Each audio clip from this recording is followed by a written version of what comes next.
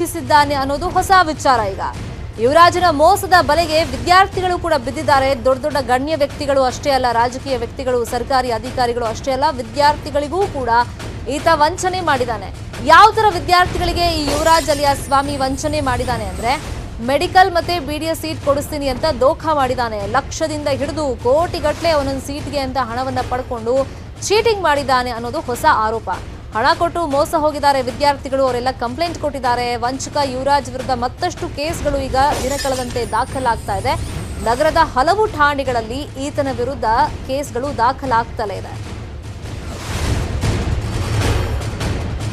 ಇನ್ನು ವಿದ್ಯಾರ್ಥಿಗಳಿಗೆ ಈತ ಮೋಸ ಮಾಡಿರೋದು MBBS ಸೀಟ್ ಕೊಡಿಸ್ತೀನಿ, BDS ಸೀಟ್ ಕೊಡಿಸ್ತೀನಿ ಅಂತ ಹೇಳಿ ಒಬ್ಬೊಬ್ಬ ಸ್ಟೂಡೆಂಟ್ ಇಂದ ಲಕ್ಷ ಕೋಟಿ ತನಕನೂ ಕೂಡ ಈತ ದುಡ್ಡನ್ನ ಇಸ್ಕೊಂಡು ವಂಚನೆ ಮಾಡಿದ್ದಾನೆ ಅಂತ ಈಗ ಕಂಪ್ಲೇಂಟ್ ನಲ್ಲಿ ವಿದ್ಯಾರ್ಥಿಗಳು ಬಂದು ಉಲ್ಲೇಖವನ್ನ ಮಾಡ್ತಾ ಇದ್ದಾರೆ. ಇನ್ನು ಈತ ಲೂಟಿ ಮಾಡಿದ್ದಾನೆ, ಬಡ ವಿದ್ಯಾರ್ಥಿಗಳಿಗೂ ಕೂಡ ವಂಚಿಸಿ ಟೋಪಿ ಹಾಕಿದಾನಂತೆ. ವಂಚಕ ಯುವರಾಜ್ ವಿರುದ್ಧ ಇಲ್ಲಿ ತನಕ ನಗರದ ಬೇರೆ ಬೇರೆ ಠಾಣೆಗಳಲ್ಲಿ 14 ಪ್ರಕರಣ ದಾಖಲಾಗಿದೆ.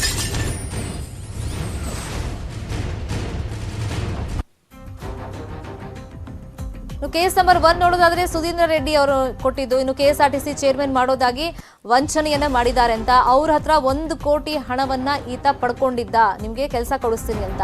ಮತ್ತೊಂದು ವಿಲ್ಸನ್ ಗಾರ್ಡನ್ ಮಹಿಳೆ ಪೊಲೀಸ್ ಸ್ಟೇಷನ್ ಅಲ್ಲಿ ಕಂಪ್ಲೇಂಟ್ ಕೊಟ್ಟಿದ್ದು, ಕೇಂದ್ರ ಸರ್ಕಾರದಲ್ಲಿ ಉನ್ನತ ಹುದ್ದೆಯನ್ನ ಕೊಡಿಸ್ತೀನಿ ಅಂತ ಆಮಿಷ ಒಡ್ಡಿ ಸುಮಾರು 5 ಕೋಟಿಯಷ್ಟು ಹಣವನ್ನ ಈತ ಪಡ್ಕೊಂಡಿದ್ದ, ಆಮೇಲೆ ವಂಚನೆ ಮಾಡಿದ. ಮತ್ತೊಂದು ಕೇಸು ಈತನ ವಿರುದ್ಧ ಇರೋದು ಸದಾಶಿವನಗರ ಪೊಲೀಸ್ ಸ್ಟೇಷನ್ ಅಲ್ಲಿ ರೋಹಿತ್ ಶ್ರೀನಿವಾಸನ್ ಅನ್ನೋರು ಕಂಪ್ಲೇಂಟ್ ಅನ್ನ ಕೊಟ್ಟಿರ್ತಾರೆ. MBBS ಸೀಟ್ ಕೊಡಿಸೋದಾಗಿ 1.5 ಕೋಟಿಯಷ್ಟು ಹಣವನ್ನ ಪಡ್ಕೊಂಡಿದ್ದಾನೆ ಅಂತ. ಹೈಗ್ರೌಂಡ್ಸ್ ಪೊಲೀಸ್ ಠಾಣೆಯಲ್ಲಿ ರವಿ ಅನ್ನೋರು ಒಂದು ಕಂಪ್ಲೇಂಟ್ ಅನ್ನ ಕೊಡ್ತಾರೆ.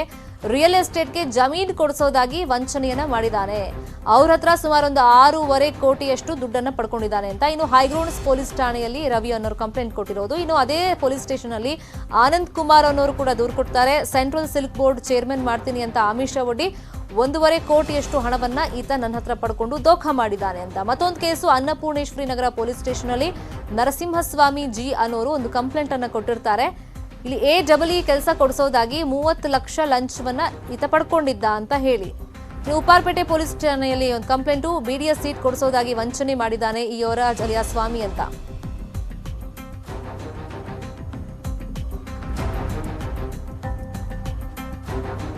ಇನ್ನು ಮದಿಮಾ ಗೌರ್ ಅನ್ನೋರು ಕೂಡ ಒಂದು ಕಂಪ್ಲೇಂಟ್ ಅನ್ನ ಕೊಟ್ಟಿರ್ತಾರೆ. ಇವ್ರಿಗೂ ಕೂಡ ಅಷ್ಟೇ BDS ಸೀಟ್ ಕೊಡಿಸೋದಾಗಿ ಸುಮಾರು 5,25,000 ಹಣವನ್ನ ಈತ ಪಡ್ಕೊಂಡಿದ್ದಾನೆ ಅಂತ ಹೇಳಿ. ಇನ್ನು ಲತೀಫ್ ಅನ್ನೋರು ಕೂಡ ಒಂದು ಕಂಪ್ಲೇಂಟ್ ಅನ್ನ ಕೊಟ್ಟಿರ್ತಾರೆ. ಇವರೆಲ್ಲ ಸ್ಟೂಡೆಂಟ್ಸ್, ಇವ್ರಿಗೂ ಅಷ್ಟೇ BDS ಸೀಟ್ ಕೊಡಿಸ್ತೀನಿ ಅಂತ ಹೇಳ್ಬಿಟ್ಟು ಸುಮಾರು 3.5 ಲಕ್ಷದಷ್ಟು ಹಣವನ್ನ ಈತ ಪಡ್ಕೊಂಡಿದ್ದಾನೆ ಅಂತ. ಹೀಗೆ ಕೇಸ್ಗಳ ಮೇಲೆ ಕೇಸ್ ರಿಜಿಸ್ಟರ್ ಆಗ್ತಾ ಹೋಗ್ತಾ ಇದೆ.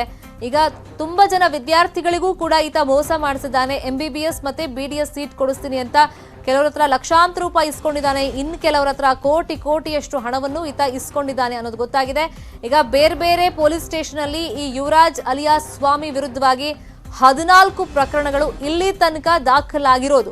ಬಹುಶಃ ಇನ್ನೂ ದಿನ ಕಳೆದಂತೆ ಇನ್ನಷ್ಟು ಜನ ಬರ್ಬೋದು. ಈತನಿಂದ ವಂಚನೆಗೆ ಒಳಗಾದವರು ಬಂದು ಕಂಪ್ಲೇಂಟ್ ಅನ್ನು ಕೊಟ್ಟರು ಕೂಡ ಆಶ್ಚರ್ಯ ಇಲ್ಲ. ಇದ ಕೇವಲ ರಾಜಕಾರಣಿಗಳಿಗೆ ಅಷ್ಟೇ ಅಲ್ಲ, ಸಿನಿಮಾ ಮಂದಿಗೆ ಅಷ್ಟೇ ಅಲ್ಲ, ವಿದ್ಯಾರ್ಥಿಗಳಿಗೂ ಕೂಡ ಮೋಸ ಮಾಡಿದ್ದಾನೆ. ಬೆಂಗಳೂರು ಟು ಚೆನ್ನೈ ಚಿನ್ನಮ್ಮ ಶೋ ಮಾಡೋದಕ್ಕೆ ಇದೀಗ ಬೆಂಬಲಿಗರು ರೆಡಿ ಆಗಿದ್ದಾರೆ. ಅಂದ್ರೆ ಮೆರವಣಿಗೆ ಮುಖಾಂತರ ಅವರನ್ನ ಚೆನ್ನೈಗೆ ಕರ್ಕೊಂಡು ಹೋಗೋದಕ್ಕೆ ಬೆಂಗಳೂರಿಂದ ಸಜ್ಜಾಗಿದ್ದಾರೆ. ಶಕ್ತಿ ಪ್ರದರ್ಶನಕ್ಕೆ ಶಶಿಕಲಾ ಟೀಮ್ ಇದೀಗ ಪ್ಲಾನ್ ಅನ್ನ ಮಾಡ್ಕೊಂಡಿದೆ. ಆಕ್ಚುಲ್ ಆಗಿ ಯಾವಾಗ ಮೊನ್ನೆ 27ನೇ ತಾರೀಕೆ ಅವರ ಸೆರೆವಾಸ ಮುಗೀತು, ಅವಾಗಲೇ ಈ ಪ್ಲಾನ್ ಇತ್ತು. ಆದ್ರೆ ಕೊರೋನಾ ಬಂದಿದ್ರಿಂದ ಆಸ್ಪತ್ರೆಯಲ್ಲಿ ಟ್ರೀಟ್ಮೆಂಟ್ ಪಡ್ಕೊಳ್ತಾ ಇದ್ದಿದ್ರಿಂದ ಇದೆಲ್ಲ ರಿಸ್ಕ್ ಬೇಡ, ಸೊ ಈ ಶೋನ ಕ್ಯಾನ್ಸಲ್ ಮಾಡೋಣ, ಮೆರವಣಿಗೆ ಮುಖಾಂತರ ಕರ್ಕೊಂಡು ಹೋಗೋದನ್ನ ಕ್ಯಾನ್ಸಲ್ ಮಾಡೋಣ ಅಂತ ಒಂದು ಸಲ ಅಂದ್ಕೊಂಡಿದ್ರು. ಆದ್ರೆ ಇನ್ನೇನು ಎಲೆಕ್ಷನ್ ಹತ್ರ ಬರ್ತಾ ಇದೆ, ವಿರೋಧಿಗಳಿಗೆ ಟಕ್ಕರ್ ಕೊಡ್ಲೇಬೇಕು ಅಂತಂದ್ರೆ ಒಂದು ರಣತಂತ್ರವನ್ನ ರಾಜಕೀಯವಾಗಿ ಕೂಡ ಮಾಡಬೇಕಾಗತ್ತೆ. ಹಾಗಾಗಿ ಮೆರವಣಿಗೆ ಅನಿವಾರ್ಯ ಅಂತ ಹೇಳ್ಬಿಟ್ಟು ಬೆಂಬಲಿಗರು ವಾದವನ್ನ ಮಾಡ್ತಾ ಇದ್ದಾರೆ. ಮೆರವಣಿಗೆಗೆ ಓಕೆ ಅಂತ TTV ದಿನಕರನ್ ಕೂಡ ಹೇಳಿದಾರಂತೆ. ಜನವರಿ 30ನೇ ತಾರೀಕು ಶಶಿಕಲಾ ಆಸ್ಪತ್ರೆಯಿಂದ ಡಿಸ್ಚಾರ್ಜ್ ಆಗುವಂತ ಚಾನ್ಸಸ್ ಇದೆ. ಹಾಗಾಗಿ ವಿಕ್ಟೋರಿಯಾ ಆಸ್ಪತ್ರೆಯಿಂದಲೇ ಚಿನ್ನಮ್ಮ ರ್ಯಾಲಿ ಆರಂಭ ಆಗಬಹುದು. ಶಶಿಕಲಾ ಜೊತೆಯಲ್ಲಿ ನೂರಾರು ವಾಹನಗಳಿಂದ ರ್ಯಾಲಿ ಮಾಡಿಕೊಂಡು ಅವರನ್ನ ಚೆನ್ನೈ ಕರ್ಕೊಂಡು ಹೋಗೋದಕ್ಕೆ ಈಗ ಅವರ ಫಾಲೋವರ್ಸ್ ಪ್ಲಾನ್ ಅನ್ನ ಮಾಡ್ಕೊಂಡಿದ್ದಾರೆ. ತಮಿಳುನಾಡು ಗಡಿಯಿಂದ ಬೆಂಬಲಿಗರು ರ್ಯಾಲಿಯನ್ನ ಮಾಡ್ತಾರೆ. ಅದಕ್ಕೋಸ್ಕರ ಸಿದ್ಧತೆಗಳನ್ನೆಲ್ಲ ಮಾಡ್ತಾ ಇದ್ದಾರೆ.